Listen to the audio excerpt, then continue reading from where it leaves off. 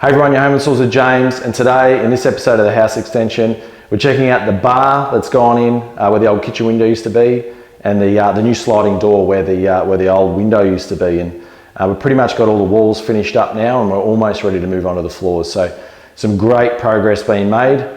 But follow along, check out this video, and I hope you can pick up a few tips for yourself if you're doing your own reno. So let's go, jump straight in. All right, in order to get these lining boards on, we're going to make sure we've got a nice flat surface. And as you can see, there's a bit of a cavity behind the bricks and this stud wall. So, it was totally fine for the builder at the time to run, the wiring in front of the stud wall. Same with the plumber running his pipes. So what I'm going to need to do here is I'm going to have to check out, I'll probably just do it with a router. I'll check these out so they sit back nice and flush. Same for the electrical. I'll do pretty much similar to what I've done here. I actually used a spade bit for that in the wall. So I'll check this out here. I'll drop these back in, I'll drop those back in, and all the way along. So we'll get this insulation out, and then we're going to go and put some extra noggins in. So we've got something to attach our lining boards to. Right, so I've had a bit of a clean up and just ran the vacuum through. There was quite a bit of mouse droppings in behind there. Must have been hanging out at some point. You can see this stuff here. Now they're having a good old time in there at some point. But what I want to do with these pipes is, like I said, I'm going to route some grooves in my stud so that these will be recessed into the wall. But what I want to do is I just want to keep them going nice and gradual as they are. I don't want to be trying to manipulate them too much and kink them. So effectively all I'm going to do is I'm going to run a mark where I want to go with my grey lead pencil, like so. And I'm going to route to those edges and just, when it comes to this, I'm going to move it down there a little bit, like so. But I'm just going to trace my line and make it go along with the shape of the hose. So that's what we're going to do. We've got two hoses to recess. And then with the electrical cable, I'm going to obviously run that separate from the water lines. So I'm just going to do the same thing there and just run them separately. So let's jump straight into that.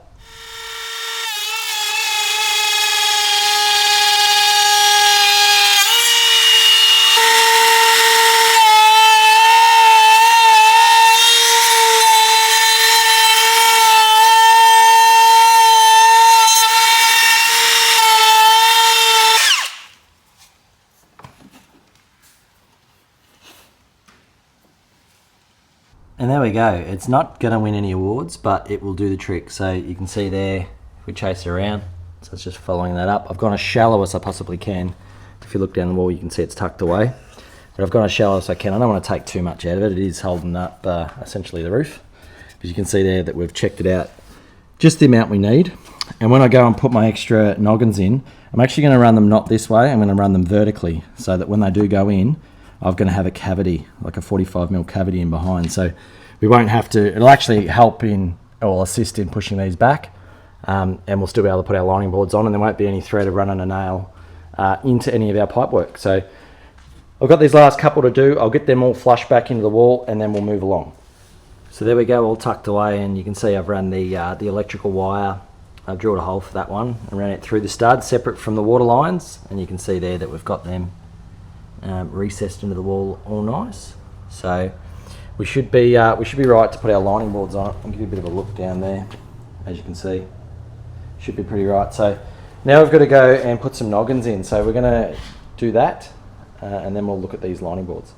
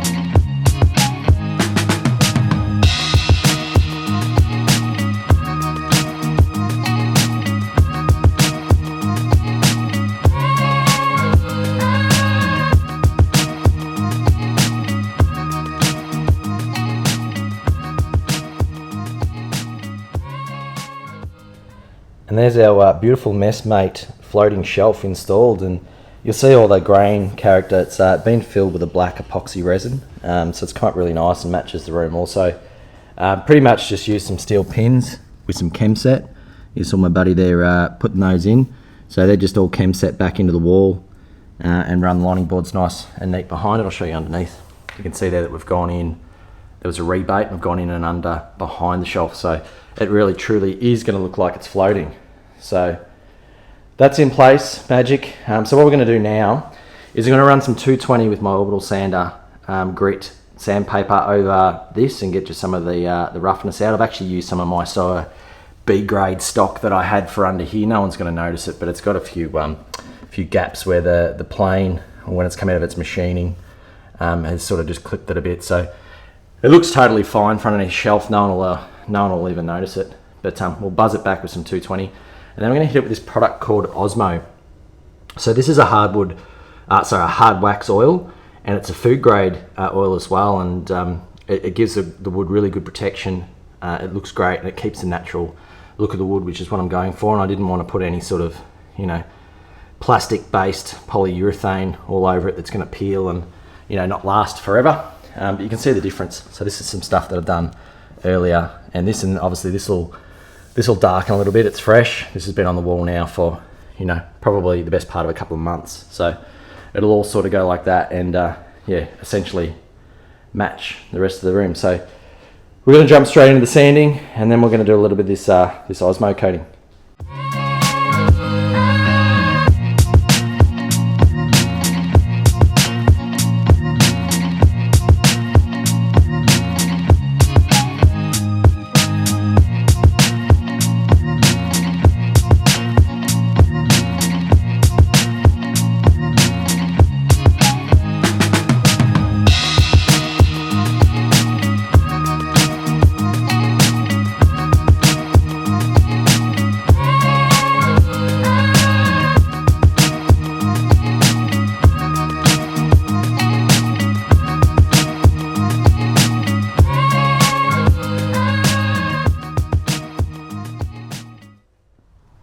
All right, we're going to take the window out, and really easy with these. Like, I've got obviously the coarser bricks off, and I'm taking off my architrave on the inside, and you can see the light through there. All you'll find is there's packers in the side with a nail through the reveal into the stud, and there'll be nails through the reveal into the stud above and below. So all I'm going to do is I'm going to run my sawzall through those, which you'll see in a minute.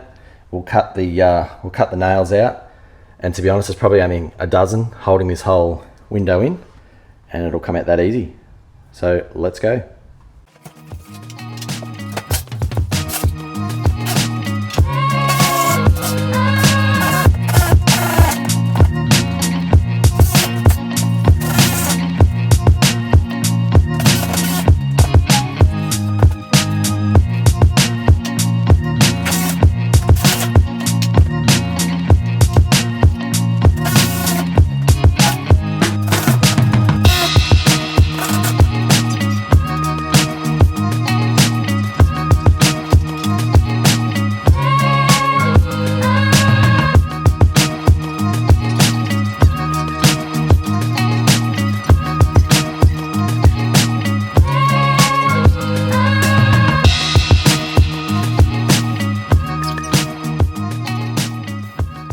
And there we have it, one window out.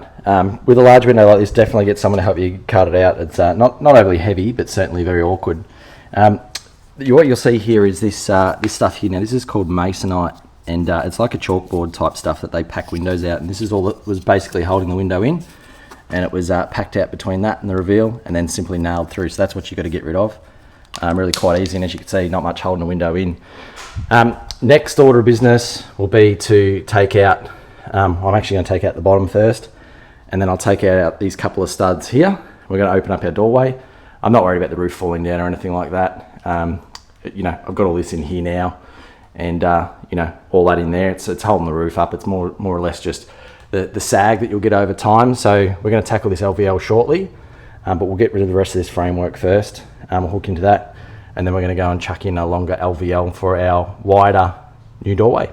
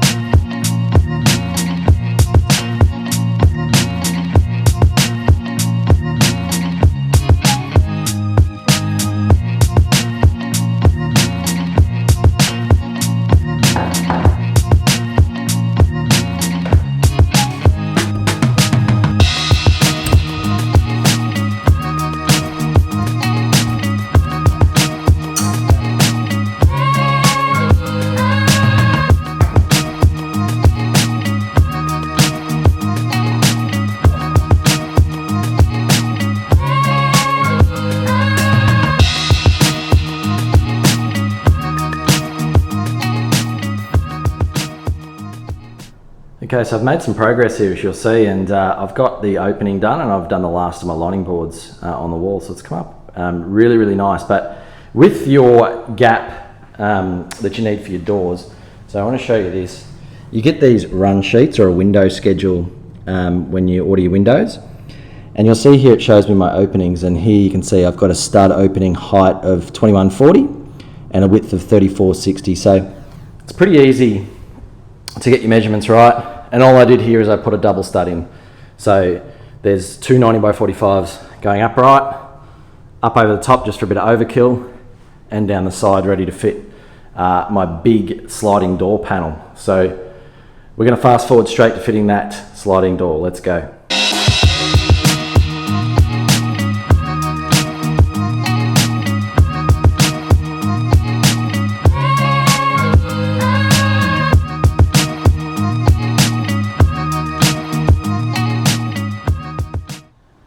And there we go, the door is in the doorway, and definitely a two-person lift, that, very heavy. It didn't go in without some problems though, so a couple of things I ran into. I spoke about that window schedule.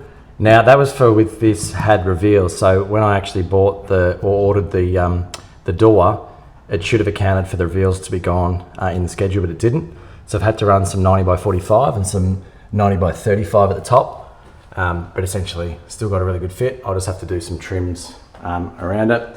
And I actually had one of the door panels was dinted to the middle panel, so you can see there that the middle panel is missing at the moment, and they're going to fix that door and replace it, so that's a bit of a pain. But outside of that, it's all in its spot, just needs a little bit of trim, and then I can stain all that around it, and we'll be done with it. So it's yeah, looking $1 million and pretty happy with how it all sat in there. The next job will be to tackle these floors, and you can hear I've got a real echo going in here. I've actually just hit this with a sealer in the last couple of days just to stop rising damp in there, and a bit of a floor leveler in that line where the bricks of the house were, is just a bit of foam underneath and some floor leveler to allow for a bit of movement. But yeah, we're going to tackle the tiles in the next video, and then yeah, we are on the home stretch now. So thank you for watching. I'll catch you in the next video.